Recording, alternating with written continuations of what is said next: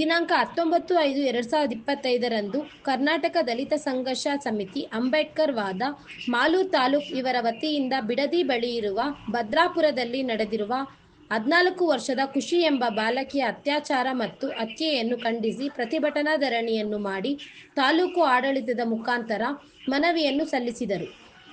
ಲಕ್ಕೂರು ವೆಂಕಟೇಶ್ ಹಾಗೂ ಎಕೆ ವೆಂಕಟೇಶ್ ಮತ್ತು ಕಲ್ಕೆರೆ ಮುನಿರಾಜು ಹಾಗೂ ಸಂಘಟನೆಯ ಮುಖಂಡರು ಮತ್ತು ಎಲ್ಲ ಕಾರ್ಯಕರ್ತರು ಹಾಜರಿದ್ದು ತಾಲೂಕು ಆಡಳಿತಕ್ಕೆ ಮನವಿಯನ್ನು ಸಲ್ಲಿಸಿದರು. Bureau report, ರಾಷ್ಟ್ರಧ್ವನಿ news Kannada, Malur. Archana.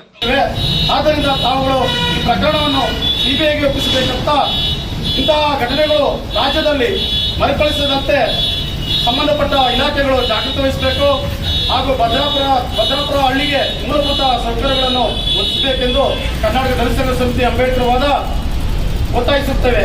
ಇಲ್ಲದಿದ್ದರೆ ಈ ಒಂದು ಹೋರಾಟವನ್ನು ಹಮ್ಮಿಕೊಳ್ಳಲಾಗುವುದು, ಉಗ್ರವಾದ ರೀತಿಯಲ್ಲಿ ಹೋರಾಟ ಹಮ್ಮಿಕೊಳ್ಳಲಾಗುವುದೆಂದು ಎಚ್ಚರಿಕೆ ನೀಡುತ್ತಿದ್ದೇವೆ.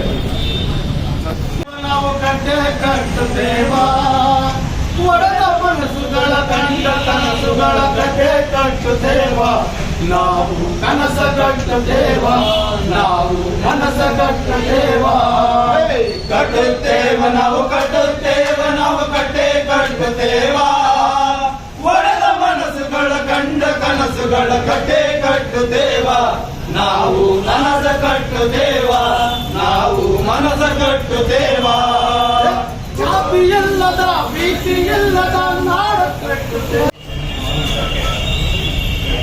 ನಡೆದಿರುವಂತಹ ಖುಷಿ ಎಂಬ ಒಂದು ಹುಡುಗಿಯ ಅತ್ಯಾಚಾರದ ಬಗ್ಗೆ